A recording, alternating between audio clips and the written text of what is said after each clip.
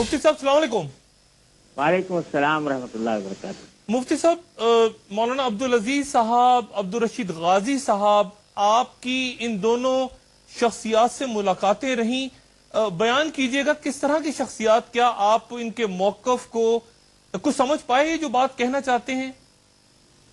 देखिए, असल में जहाँ तक अब्दुल रशीद गाजी साहब का ताल्लुक है, उनसे तो मेरी कोई ज़्यादा इस वाक़े से पहले कोई ज़्यादा मुलाकात नहीं रही, लेकिन मौलाना अब्दुल अजीज साहब कभी कभी मिलते रहे थे और कुछ खत किताबत भी कभी कभी की उन्होंने। लेकिन मैं ज़ाती तौर पर समझता हूँ कि वो वैसे मुखलिस आदमी हैं, और लेकिन जो उन्होंने तरीक़ा इख्तियार किया आखिर में, तो ये तरीक़ा हमारी नज़र में दुरुस्त नहीं था। उनके मुतालबात अगरचे दुरुस्त थे, लेकिन तरीक़ा दुरुस्त नहीं था जी। और उसके लिए हमने उनको समझाया भी था उस वक्त कि ये तरीक़ा सही नहीं है, शरई एतबार से भी, अखलाकी एतबार से भी, जो तरीक़ा उन्होंने इख्तियार किया है। लेकिन बहरहाल वो मैं जानता हूँ कि इतना मैं जानता हूँ कि वो वैसे मुखलिस आदमी हैं और उनके दिल में दीन का दर्द भी है और कोई दुनियादारी मकसूद नहीं थी उनकी। तो मुफ्ती साहब, फिर जब आपने उन्हें कायल करने की कोशिश की तो क्यों उनका ये गैर लचकदार मौक़िफ़ क्यों सामने आपसे, आप कायल नहीं कर पाए उनको, या वो आपकी बात नहीं किसी और की बात सुनते थे? क्या आपने क्या महसूस किया जब आपके राब्ते रहे इनसे? तो बस मैं तो ये कुछ समझा कि वो उनके ऊपर एक गैर मामूली किस्म का जज्बा तारी हो गया है और उसमें वो जो इंसान के सोचने समझने की पूरी सलाहियत होती है, वो उस जज्बे में मगलूब हो गई है। तो मैं तो इस नतीजे पर पहुंचा था उस वक्त उनसे गुफ्तगू करने के बाद। और रशीद गाजी साहब, अब तो हमने मुख्तलिफ सूरत हाल देखी, अजीज साहब बाहर हैं और रशीद गाजी साहब अब अंदर हैं और वो सख्तगीर मौक़िफ़ इख्तियार कर रहे हैं, तो इसको कैसे देखेंगे आप? बस मैं तो उनके बारे में पहले अर्ज किया कि उनसे मैं ज़्यादा वाकिफ नहीं था, लेकिन अब जो सूरत हाल है वो ये कि वैसे उन्होंने बेशतर बातें तो उन्होंने मान ली हैं। मसलन ये कि वो हथियार फेंकने को भी तैयार हैं और अपने मस्जिद और मदरसे को छोड़ने को भी तैयार हैं, लाइब्रेरी को छोड़ने को भी तैयार हैं। बल्कि यहाँ तक भी उन्होंने एक मरतबा कहा कि मैं इस बात की भी ज़मानत देने को तैयार हूँ कि आइंदा एक कानूनी शहरी की तरह मैं ज़िंदगी गुजारूंगा। अलबत्ता मसला जो अटका हुआ है वो सिर्फ ये है कि वो ये चाहते हैं कि उनको एक सेफ पैसेज मिल जाए और वो सेफ पैसेज के ज़रिए वो बाहर आएँ, और गवर्नमेंट इस बात को नहीं मान रही अभी तक। लेकिन अगर अब सिर्फ एक ही नुक्ता बाकी रह गया सिर्फ, और मैं समझता हूँ कि अगर हुकूमत इस बारे में अगर अपने मौक़िफ़ पर नज़रसानी करे और ये देखे कि खूनरेज़ी से लोगों को बचाने के लिए अगर वो इस किस्म का कोई इक़दाम कर ले, जैसा कि बहुत से मौक़े पर जैसे बलूचिस्तान के बागियों के साथ किया था कि भाई अगर ये लोग हथियार डाल देते हैं तो हम आम माफ़ी का ऐलान कर देते हैं, इस तरह की अगर कोई सूरत हो जाए तो ये मसला मैं समझता हूँ कि इतना मुश्किल नहीं है कि हल ना हो सके। ये बताइएगा मुफ्ती साहब, आप जब मदरसे में गए, वहां जो तलबा हैं, आप ज़ाहिर मदारिस से आपकी वाबस्तगी, तवील वाबस्तगी है, आप खुद हिस्सा रहे हैं, आपके अपने मदरसे माशाल्लाह बहुत जबरदस्त चलते हैं। ये जो तलबा वहां पे हैं जो डंडे लेके और असलहा लेके बैठे हैं, ये कौन है? ये तलबा हैं, ये कोई कलदम तंजीमों से ताल्लुक रखते नौजवान हैं, ये कौन है जो जिनके बारे में कहा जा रहा है कि मदरसे में मौजूद हैं और चैलेंज कर रहे हैं? ये कौन, इनको कैसे डिस्क्राइब करेंगे आप?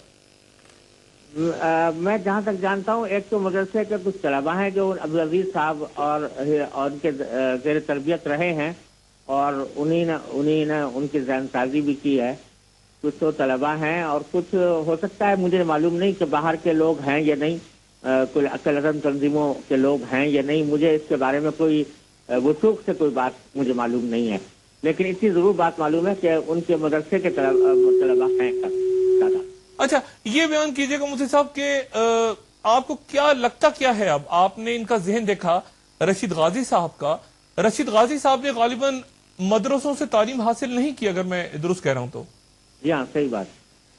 तो ये किस तरह से इस अंदाज में फिर सख्तगीर मौक़िफ़ जो इनका हुआ, क्या वो अब्दुल अजीज साहब के बाहर आ जाने के बाद जो मामला उनके साथ हुआ, उसके बाद कैसे आप देखते हैं रशीद गाजी साहब के मौक़िफ़ को इस वक्त? मतलब जैसे मैंने अर्ज किया, मेरा उनसे कोई इंटरेक्शन ऐसा नहीं रहा कभी पहले, लेकिन इस वक्त जो उनका मौक़िफ़ है वो मैंने उनसे जो मतलब बात की है, तो वो और सारे बातों पर तो तैयार हैं, बस सिर्फ पैसे चाहते हैं।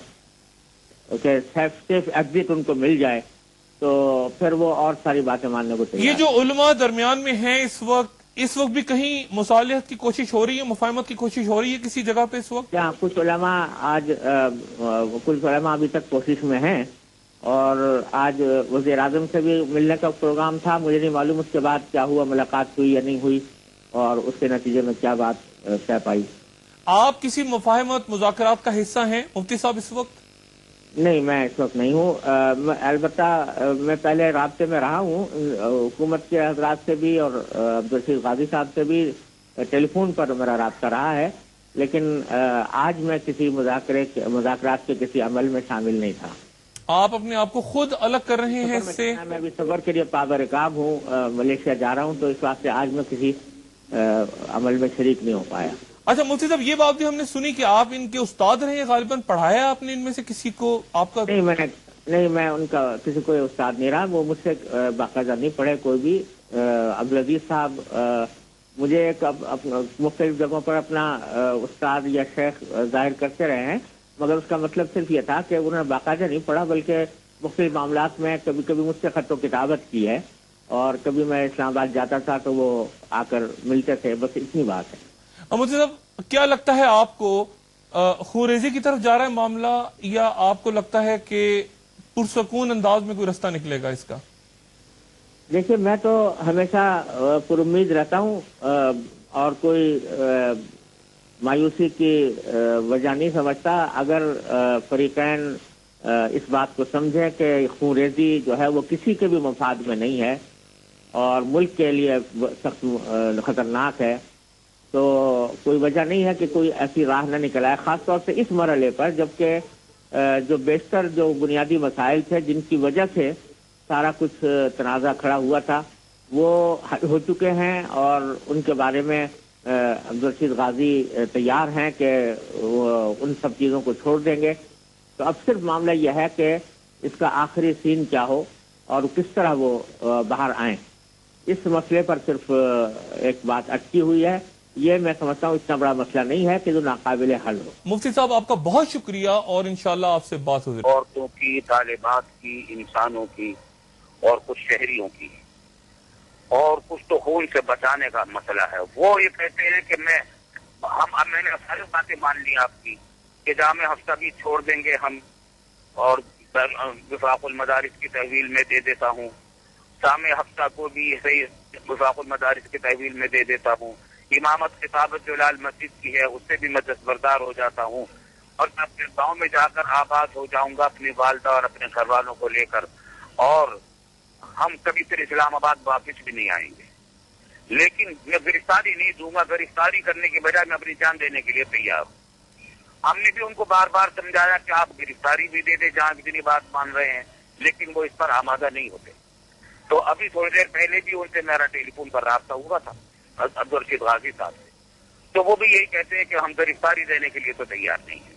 तो इस बिना पर हमने ये तजवीज रखी है हुकूमत के सामने कि हमारे पाकिस्तान में बारहा ऐसा हुआ है और होता रहा है कि बड़े बड़े मुजरिमों को, बड़े बड़े कातिलों को, बड़े बड़े बागियों को आम माफी दी गई ताकि वो हथियार डाल दें और मुकाबले से माजाराई को छोड़ दें।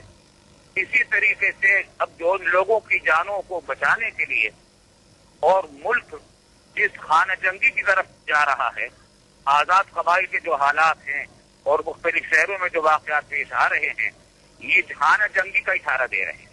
इससे मुल्क को बचाने के लिए इस तरह और माजी में मुआफी के ऐलान किए गए हैं, इनके साथ भी मुआफी का ऐलान कर दिया जाए और इनको महफूज रास्ता देकर इनको अपने गांव में पहुंचने की इजाजत दे दी जाए और इनको माफी कर दी जाए। अगर ये ऐसा हो जाएगा तो ये मसला मिनटों में इंशाअल्लाह उम्मीद है कि हल हो जाएगा।